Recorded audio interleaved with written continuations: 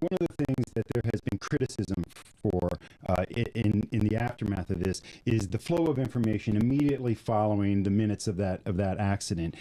Many reporters, the Post has written about this, Dave Statter at Channel 9 has written about this, that there was almost a blackout of information for at least 75 minutes after the accident. At first, your spokesperson, Chief Rubin, Alan Etter, was on the scene, was distributing information, vital information to the public about, what's going on in traffic and what people can expect. And then there seemed to be a blackout, and that nobody was returning calls from the police, from the fire department, from any of the agencies. And this seemed to really put the press at a disadvantage. And I know the press is not your first priority, but getting information out in a critical incident like this, people are wondering what's going on. Are their loved ones coming home? If it's in their neighborhood, what's going on? And I put this to whoever or to both of you. Why was there this critical gap where there was no information flowing to the public? We had our public information officers providing as much information from the police department and the fire department as was possible. The consequence management team of the mayor, Chief Lanier, myself, Darrell Darnell, and others began meeting on the scene and tried to provide, and I hope that we did this, accurate, specific information that was useful. To speculate at that point at perhaps the worst time possible. My son, as an example, rides that train. So to be speculative, I think, serves nobody's purpose. I hope that we can react to the media in a way that's immediate and forthcoming and provides all that information. But it was no structured design. I know Mr. Statter had described that fact, and that just simply isn't true.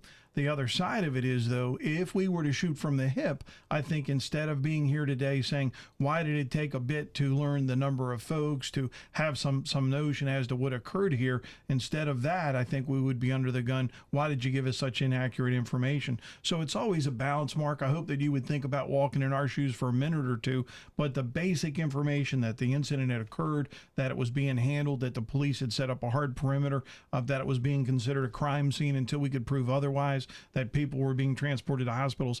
I don't think that information ever shut down. At least I'm going to say that. I know there was some comments made about the number of cell telephone calls that were made. I never received a one from Mr. Statter, and I know he's the person that's complaining the most.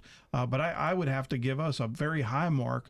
That, of course, is the mayor's management consequence team that worked at that event, providing accurate, timely, and effective information.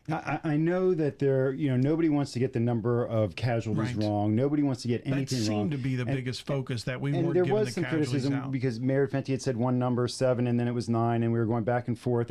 And I get that. Nobody wants to give out bad information. But there was a shutdown. I mean, I've talked to a lot of reporters from all different entities who said calls just weren't getting returned in those immediate minutes. At first they were, and then there was a total shutdown of information that lasted for more than an hour. And while I grant you that there's information that's sensitive that you don't want to get wrong, there's basic information that needs to get out, that can get out, as far as traffic, as far as the perimeter, and as far as the scope of what was going on. And that just wasn't happening. And that left people kind of freaking out as to what is going on. And even the mayor has said that it may have been able to have been handled better in the future. Well, that's our style, to do what you just described, to get that basic information out that's irrefutable.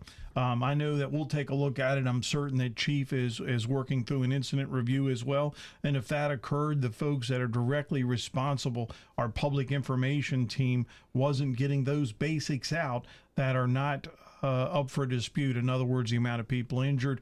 What happened here is always a quick question.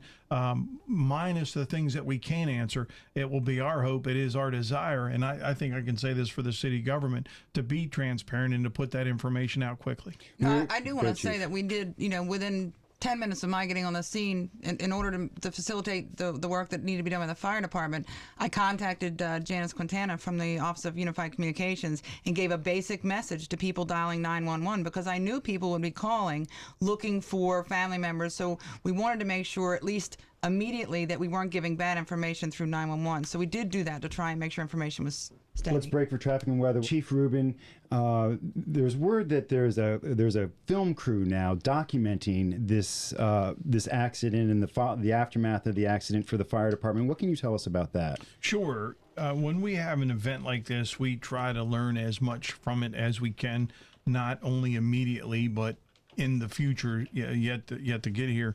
So with that said, we do have a group that's going around putting together a documentary. We did it for September 11th and other events that are of this proportion. So do look for that to be out in probably the next month or so.